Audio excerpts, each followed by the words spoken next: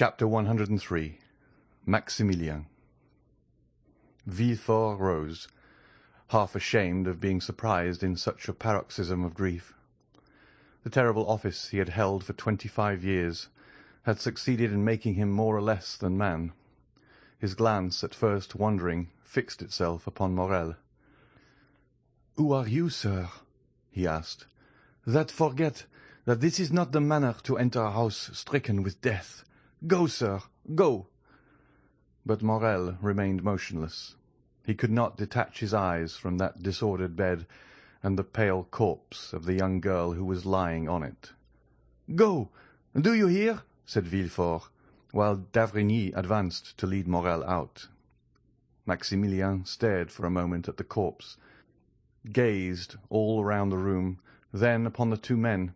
He opened his mouth to speak, but finding it impossible to give utterance to the innumerable ideas that occupied his brain, he went out, thrusting his hands through his hair in such a manner that Villefort and d'Avrigny, for a moment diverted from the engrossing topic, exchanged glances which seemed to say, "He is mad." But in less than 5 minutes the staircase groaned beneath an extraordinary weight. Morrel was seen carrying, with superhuman strength, the armchair containing Noirtier upstairs. When he reached the landing, he placed the armchair on the floor and rapidly rolled it into Valentine's room. This could only have been accomplished by means of unnatural strength supplied by powerful excitement. But the most fearful spectacle was Noirtier being pushed towards the bed, his face expressing all his meaning, and his eyes supplying the want of every other faculty. That pale face and flaming glance appeared to Villefort like a frightful apparition. Each time he had been brought into contact with his father, something terrible had happened. "See what they have done!" cried Morrel, with one hand leaning on the back of the chair and the other extended towards Valentine. "See, my father, see!" Villefort drew back and looked with astonishment on the young man, who, almost a stranger to him, called Noirtier his father. At this moment the whole soul of the old man seemed centred in his eyes, which became bloodshot. The veins of the throat swelled, his cheeks and temples became purple, as though he was struck with epilepsy. Nothing was wanting to complete this but the utterance of a cry, and the cry issued from his pores, if we may thus speak, a cry frightful in its silence. D'Avrigny rushed towards the old man and made him inhale a powerful restorative. "Sir," cried Morrel, seizing the moist hand of the paralytic, "they ask me who I am, and what right I have to be here. Oh, you know it! Tell them! Tell them!" And the young man's voice was choked by sobs. As for the old man, his chest heaved with his panting respiration. One could have thought that he was undergoing the agonies preceding death. At length, happier than the young man, who sobbed without weeping, tears glistened in the eyes of Noirtier. "Tell them," said Morrel in a hoarse voice, "tell them that I am her betrothed. Tell them she was my beloved, my noble girl, my only blessing in the world. Tell them, oh, tell them that corpse belongs to me."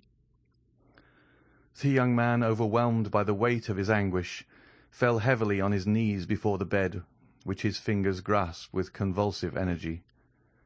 D'Avrigny, unable to bear the sight of this touching emotion, turned away, and Villefort, without seeking any further explanation, and attracted towards him by the irresistible magnetism which draws us towards those who have loved the people for whom we mourn, extended his hand towards the young man.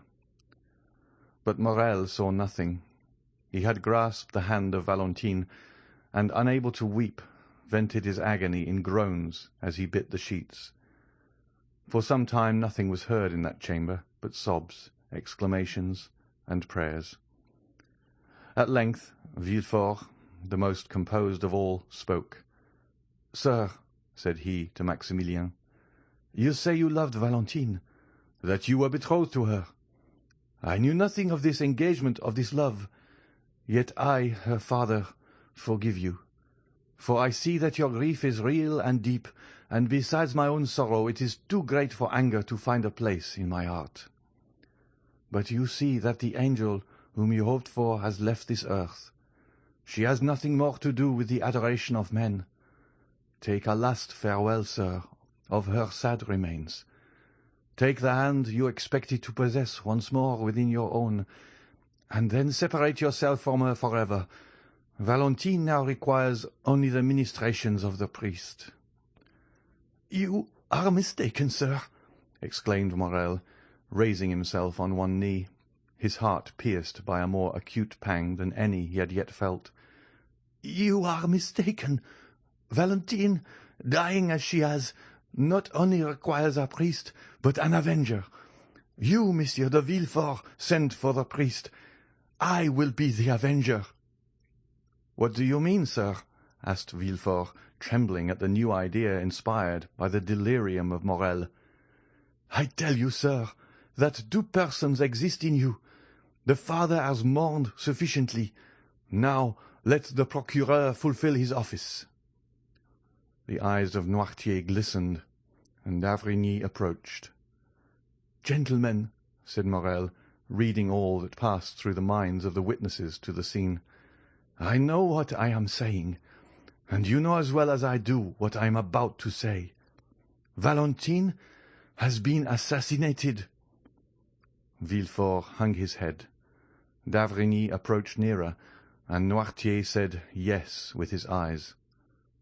"Now, sir," continued Morel, "in these days no one can disappear by violent means without some inquiries being made as to the cause of her disappearance.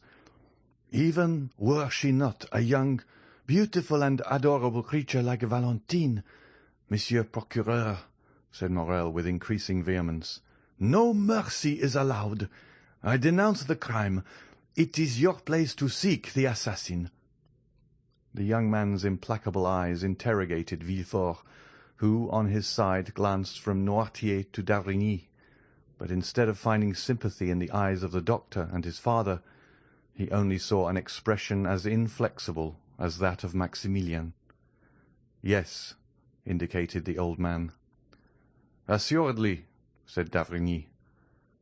"Sir," said Villefort, striving to struggle against this triple force and his own emotion, "sir, you are deceived. No one commits crimes here. I am stricken by fate. It is horrible indeed, but no one assassinates." The eyes of Noirtier lighted up with rage, and d'Avrigny prepared to speak. Morel, however, extended his arm and commanded silence. "And I say that murders are committed here," said Morel, whose voice, though lower in tone, lost none of its terrible distinctness. "I tell you that this is the fourth victim within the last 4 months. I tell you Valentine's life was attempted by poison 4 days ago, though she escaped, owing to the precautions of Monsieur Noirtier. I tell you that the dose has been doubled, the poison changed, and that this time it has succeeded. I tell you that you know these things as well as I do, since this gentleman has forewarned you, both as doctor and as a friend." "Oh, you rave, sir!" exclaimed Villefort, in vain endeavouring to escape the net in which he was taken. "I rave?" said Morel. "Well, then, I appeal to Monsieur d'Avrigny himself. Ask him, sir, if he recollects the words he uttered in the garden of this house on the night of Madame de Saint-Méran's death. You thought yourselves alone, and talked about that tragical death, and the fatality you mentioned then is the same which has caused the murder of Valentine." Villefort and d'Avrigny exchanged looks. "Yes, yes," continued Morel, "recall the scene, for the words you thought were only given to silence and solitude fell into my ears. Certainly, after witnessing the culpable indolence manifested by Monsieur de Villefort towards his own relations, I ought to have denounced him to the authorities. Then I should not have been an accomplice to thy death, as I now am. Sweet, beloved Valentine! But the accomplice shall become the avenger. This fourth murder is apparent to all, And if thy father abandon thee, Valentine, it is I, and I swear it, that shall pursue the assassin." And this time, as though nature had at least taken compassion on the vigorous frame, nearly bursting with its own strength, the words of Morel were stifled in his throat. His breast heaved, the tears, so long rebellious, gushed from his eyes, and he threw himself weeping on his knees by the side of the bed. Then d'Avrigny spoke. "And I too," he exclaimed in a low voice. "I unite with Monsieur Morel in demanding justice for crime. My blood boils at the idea of having encouraged a murderer by my cowardly concession." "Oh, merciful heavens!" murmured Villefort. Morel raised his head, and reading the eyes of the old man, which gleamed with unnatural lustre, "Stay," he said. "Monsieur Noirtier wishes to speak." "Yes," indicated Noirtier with an expression the more terrible from all his faculties being centred in his glance. "Do you know the assassin?" asked Morel. "Yes," replied Noirtier. "And will you direct us?" exclaimed the young man. "Listen, Monsieur d'Avrigny, listen!" Noirtier looked upon Morel with one of those melancholy smiles which had so often made Valentine happy, and thus fixed his attention. Then, having riveted the eyes of his interlocutor on his own, he glanced towards the door. "Do you wish me to leave?" said Morel sadly. "Yes," replied Noirtier. "Alas, alas, sir, have pity on me." The old man's eyes remained fixed on the door. "May I at least return?" asked Morel. "Yes." "Must I leave alone?" "No." "Whom am I to take with me? The procureur?" "No." "The doctor?" "Yes." "You wish to remain alone with Monsieur de Villefort?" "Yes." "But can he understand you?" "Yes." "Oh," said Villefort, inexpressibly delighted to think that the inquiries were to be made by him alone. "Oh, be satisfied. I can understand my father." D'Avrigny took the young man's arm and led him out of the room. A more than death-like silence then reigned in the house. At the end of a quarter of an hour, a faltering footstep was heard, and Villefort appeared at the door of the apartment where d'Avrigny and Morel had been staying, one absorbed in meditation, the other in grief. "You can come," he said, and led them back to Noirtier. Morel looked attentively on Villefort. His face was livid, large drops rolled down his face, and in his fingers he held the fragments of a quill pen which he had torn to atoms. "Gentlemen," he said in a hoarse voice, "give me your word of honor that this horrible secret shall forever remain buried amongst ourselves." The two men drew back.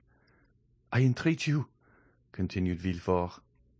"But," said Morel, "the culprit, the murderer, the assassin—" "Do not alarm yourself, sir. Justice will be done," said Villefort. "My father has revealed the culprit's name. My father thirsts for revenge as much as you do, yet even he conjures you as I do to keep this secret. Do you not, father?" "Yes," resolutely replied Noirtier. Morel suffered an exclamation of horror and surprise to escape him. "Oh, sir," said Villefort, arresting Maximilian by the arm, "if my father, the inflexible man, makes this request, it is because he knows, be assured, that Valentine will be terribly revenged. Is it not so, father?" The old man made a sign in the affirmative. Villefort continued, "He knows me, and I have pledged my word to him. Rest assured, gentlemen, that within 3 days, in a less time than justice would demand, the revenge I shall have taken for the murder of my child will be such as to make the boldest heart tremble." And as he spoke these words, he ground his teeth and grasped the old man's senseless hand. "Will this promise be fulfilled, Monsieur Noirtier?" asked Morel, while d'Avrigny looked inquiringly. "Yes," replied Noirtier with an expression of sinister joy. "Swear, then," said Villefort, joining the hands of Morrel and d'Avrigny. "Swear that you will spare the honor of my house, and leave me to avenge my child." D'Avrigny turned round and uttered a very feeble "Yes." But Morrel, disengaging his hand, rushed to the bed, and after having pressed the cold lips of Valentine with his own, hurriedly left, uttering a long, deep groan of despair and anguish. We have before stated that all the servants had fled. Monsieur de Villefort was therefore obliged to request Monsieur d'Avrigny to superintend all the arrangements consequent upon a death in a large city, more especially a death under such suspicious circumstances. It was something terrible to witness the silent agony, the mute despair of Noirtier, whose tears silently rolled down his cheeks. Villefort retired to his study, and d'Avrigny left to summon the doctor of the mayoralty, whose office it is to examine bodies after decease, and who is expressly named the Doctor of the Dead. Monsieur Noirtier could not be persuaded to quit his grandchild. At the end of a quarter of an hour, Monsieur d'Avrigny returned with his associate. They found the outer gate closed, and not a servant remaining in the house. Villefort himself was obliged to open to them, but he stopped on the landing. He had not the courage to again visit the death-chamber. The two doctors, therefore, entered the room alone. Noirtier was near the bed, pale, motionless, and silent as the corpse. The district doctor approached with the indifference of a man accustomed to spend half his time amongst the dead. He then lifted the sheet which was placed over the face, and just unclosed the lips. "Alas," said d'Avrigny, "she is indeed dead, poor child." "Yes," answered the doctor laconically, dropping the sheet he had raised. Noirtier uttered a kind of hoarse, rattling sound. The old man's eyes sparkled, and the good doctor understood that he wished to behold his child. He therefore approached the bed, and while his companion was dipping the fingers with which he had touched the lips of the corpse in chloride of lime, he uncovered the calm and pale face, which looked like that of a sleeping angel. A tear, which appeared in the old man's eye, expressed his thanks to the doctor. The doctor of the dead then laid his permit on the corner of the table, and, having fulfilled his duty, was conducted out by d'Avrigny. Villefort met them at the door of his study. Having in a few words thanked the district doctor, he turned to d'Avrigny and said, "And now the priest." "Is there any particular priest you wish to pray with Valentine?" asked d'Avrigny. "No," said Villefort. "Fetch the nearest." "The nearest," said the district doctor, "is a good Italian abbé, who lives next door to you. Shall I call on him as I pass?" "d'Avrigny," said Villefort, "be so kind, I beseech you, as to accompany this gentleman. Here is the key of the door, so that you can go in and out as you please. You will bring the priest with you, and will oblige me by introducing him into my child's room. Do you wish to see him?" "I only wish to be alone. You will excuse me, will you not? A priest can understand a father's grief." And Monsieur de Villefort, giving the key to d'Avrigny, again bade farewell to the strange doctor, and retired to his study, where he began to work. For some temperaments, work is a remedy for all afflictions. As the doctors entered the street, they saw a man in a cassock standing on the threshold of the next door. "This is the abbé of whom I spoke," said the doctor to d'Avrigny. D'Avrigny accosted the priest.